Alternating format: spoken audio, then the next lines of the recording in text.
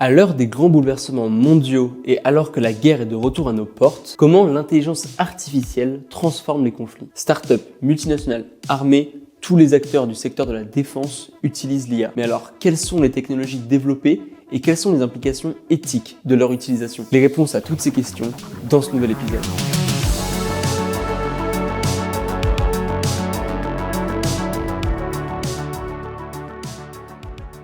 Les armées et les institutions publiques s'emparent des enjeux d'utilisation de l'IA dans la défense, surtout depuis l'invasion de l'Ukraine par la Russie en 2022. En France, par exemple, le ministère des Armées a créé l'Agence ministérielle pour l'IA de défense, ou AMIAD, en mai 2024. Et par ailleurs, la loi de programmation militaire 2024-2030 prévoit un investissement total de 2 milliards d'euros dédié à ce domaine.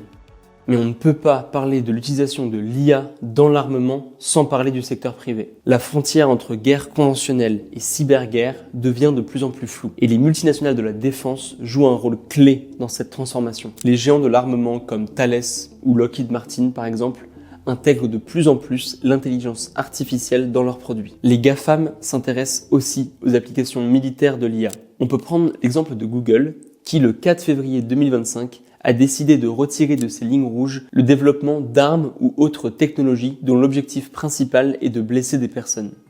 Et ce ne sont clairement pas les seuls du secteur à avoir pris le virage de l'IA. Une myriade de startups de l'armement ont fleuri ces dernières années. Aux États-Unis, par exemple, Anduril Industries s'est imposée comme un acteur majeur du secteur en seulement 7 ans d'existence. Elle s'est différenciée des autres entreprises de défense en promettant de disrupter le domaine à l'aide des nouvelles technologies et donc notamment de l'IA. Elle produit des logiciels, des sous-marins, des drones et d'autres produits spécialisés. Alors cette start-up américaine, elle a été cofondée par Palmer Luckey. C'est un libertarien conservateur, soutien de Trump et qui est devenu milliardaire en créant l'Oculus Rift, un casque de réalité virtuelle. Grâce à sa stratégie de communication inspirée des grandes entreprises de la tech, Anduril s'est créé une image de marque jeune et cool. On peut le voir dans ce petit extrait pour annoncer la sortie de leur nouveau modèle de missile.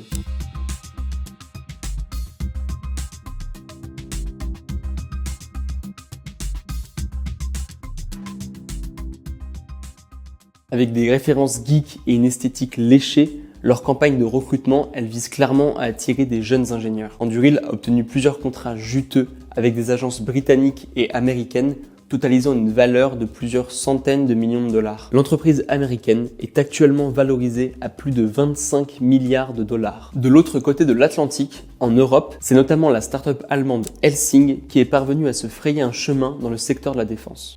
À titre de comparaison, l'entreprise allemande fondée en 2021 a aujourd'hui une valorisation boursière de plus de 5 milliards de dollars. En marge du sommet pour l'action sur l'IA début février 2025, Helsing et la start-up française d'IA générative Mistral ont annoncé avoir noué un partenariat. Ils promettent de créer ensemble un champion européen du domaine. Avant de continuer cette vidéo, si le contenu vous plaît, merci de penser à liker, à partager, à mettre un commentaire ou à vous abonner à la chaîne YouTube de Politis. Ça nous aide vraiment à continuer ce genre de format. Quand on pense IA et armement, on pense surtout aux drones. Des appareils, armés ou non, qui peuvent mener des missions de reconnaissance ou d'intervention militaire. Et tout ça sans pilote à l'intérieur. Helsing, par exemple, va livrer à l'Ukraine 6000 exemplaires de son modèle HX2, un drone d'attaque embarquant une IA développée par la start-up allemande. Il permet d'atteindre des cibles à plus de 100 km, même si des systèmes de brouillage sont présents. Pour comprendre les enjeux autour de l'IA de défense, on a la chance d'accueillir Elvire Fondacci, qui est chargée de plaidoyer pour Human Rights Watch. Cette ONG, avec d'autres organisations, a lancé en 2013 la campagne Halte aux robots tueurs. Mais justement, c'est quoi la définition de robot tueur ?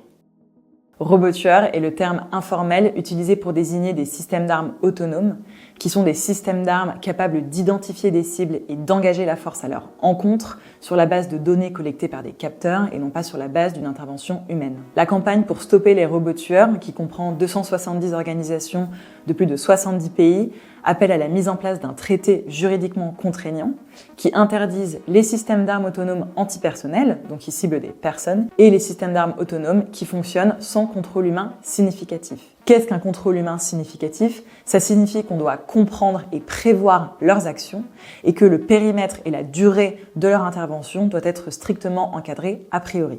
En dehors des drones, l'intelligence artificielle est déjà bien présente sur le champ de bataille. Par exemple, Une enquête publiée le 3 avril 2024 par plusieurs médias révèle que l'armée israélienne utilise un logiciel dopé à l'IA pour repérer des membres du Hamas parmi la population palestinienne. Pourtant, selon cette enquête, le logiciel baptisé Lavender ferait environ 10% d'erreurs.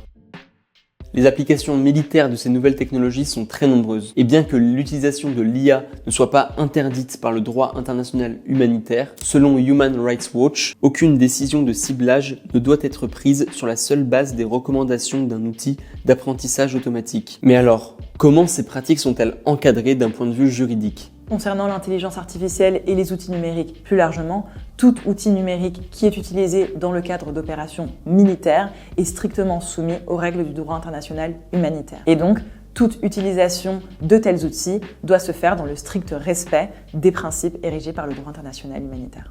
C'est pour cela que plusieurs ONG appellent à davantage de législation à l'échelle internationale. Mais concrètement, quels sont les principaux dangers et risques posés par ces armes où l'intervention humaine est de plus en plus limitée? Il y a des risques que les systèmes d'armes autonomes ne soient pas en mesure de respecter les principes de distinction, de précaution et de proportion régis par le droit international humanitaire qui sont faits pour protéger les civils. Il y a le risque qu'ils puissent commettre des massacres à une très grande échelle sans la capacité de douter, sans la capacité de désobéir, sans la capacité de remettre en question et donc de faire des populations civiles les premières victimes. Au-delà des systèmes d'armes autonomes qui cibleraient les personnes, on appelle à l'interdiction de tous les systèmes d'armes qui ne fonctionnent pas avec un contrôle humain significatif. Même si pour l'instant, les armes 100% autonomes, ça n'existe pas, leur développement est très peu encadré. Pourtant, il y a urgence. Selon Julien Nossetti, chercheur associé à l'Institut français des relations internationales et enseignant à Sciences Po, on se dirige vers une attitude décomplexée vis-à-vis des usages de l'IA dans le champ militaire. Avant, il y avait une série de garde-fous, politiques et bureaucratiques, qui faisaient en sorte qu'il y ait, en pratique, des digues sur les usages. Mais cela est en train de voler en éclats. On assiste au développement croissant de l'autonomie dans les systèmes d'armes et c'est une autonomie qui progresse extrêmement vite mais qui reste pour le moment, à notre connaissance, limitée. Et c'est pour justement prévenir l'apparition de systèmes d'armes qui fonctionnent sans contrôle humain significatif sur les terrains de guerre qu'il est absolument urgent que des règles contraignantes soient mises en place le plus vite possible. Et au-delà des terrains de guerre, les systèmes d'armes autonomes pourraient être utilisés à des fonctions de maintien de l'ordre et de sécurisation des frontières à l'échelle nationale. Et donc, est-ce qu'on a envie de voir un gouvernement abusif utiliser des systèmes d'armes autonomes contre des mouvements sociaux, par exemple ? Anduril, dont on a parlé plus tôt, produit déjà des tours de reconnaissance intelligentes utilisées par le gouvernement américain pour surveiller la frontière avec le Mexique. Elle permet notamment de détecter des migrants qui tentent de rejoindre les États-Unis. Les dérives techno-sécuritaires à des fins de surveillance, de maintien de l'ordre ou de contrôle des frontières sont des risques importants associés à la prolifération de ces technologies. Mais ça sera peut-être le sujet d'un prochain épisode. Pour aller plus loin sur les questions de mutation de la défense, on vous renvoie vers notre site internet où un dossier web spécial a été publié en parallèle de cette vidéo. Et pensez à soutenir Politis, c'est un média indépendant et engagé qui survit grâce à vous. En plus, en ce moment et jusqu'à fin mars, l'abonnement web est à 39 € l'année. Sur ce, moi je vous dis au mois prochain sur cette chaîne YouTube.